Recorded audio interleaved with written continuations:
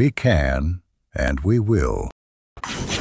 Eyo, what's up beautiful people? Nizere ko mwese mumeze neza cyane. Ini Black TV 250. Nizere ko mwese aho muri munce kuzitandukanye ku isi hose mukomeje kugira ibihe byiza cyane.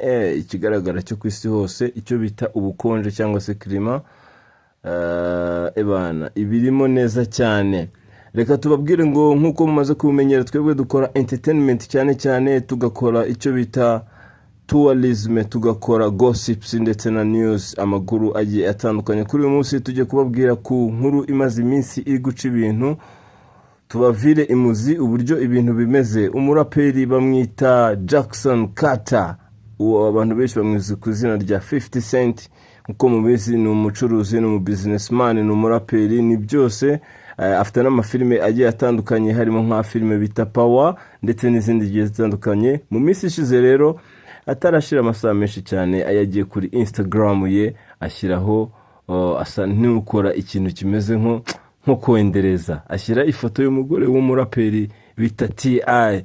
King of LA, King of LA T.I.P. umugore we. Ariko kandi T.I. twibuke ko ari umupapa, amaze kugira abana bagera muri 5. Hanyuma 50 Cent asebya umugore we agira ati, amwandikaho amugira ati yashyizeho agira ati uwo mugore wa T.I. yitwa Tini Harris. Hanyuma Instagram ya 50 Cent yashyizeho ifoto ye yahinduwe mu buryo bumusebya, maze abantu bamujyaho baramuseka cyane. Nibwo rero T.I. umuraperi cyane bita T.I.P. the King of LA yahise asubiza aho yasohoye indirimbo kugeza kuri uyu mwanya kuri YouTube ye, ku rukuta rwa YouTube imaze kurebwa na 1,671,000 n'abantu 37 mu minsi 3 yonyine.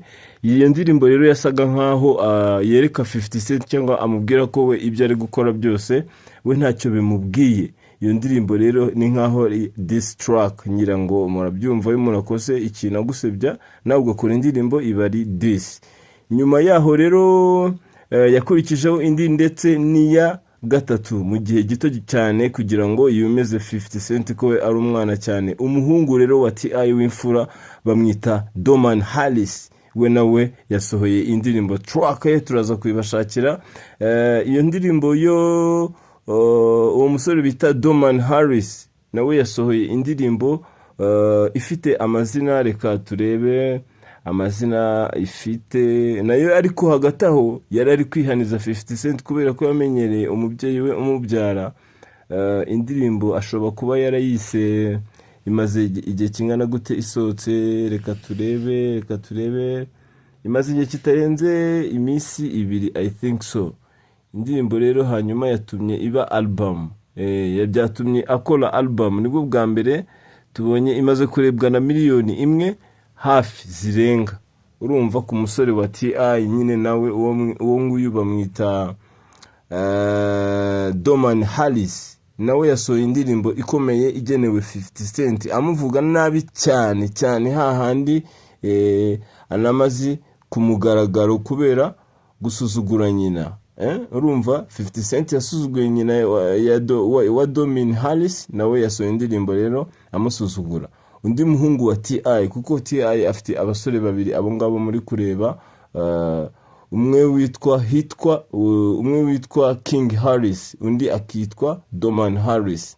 Nawe yamaze gusohora indirimbo 2 zituka 50 Cent, aririmba amagambo akomeye cyane amwerekezaho ndetse no kuri nyina we wa 50 Cent. Kuri nyina wa 50 Cent witabye Imana, uribuka ko mu myaka yashize, imyaka itarenze hafi 4, nibwo mama wa 50 Cent yitabye Imana. None uwo musore w'imfura wa kabiri wa T.I. yasohoye indirimbo nawe yibasira 50 Cent, aririmba amagambo akomeye cyane atuka mere wa 50 Cent kandi yitabye Imana.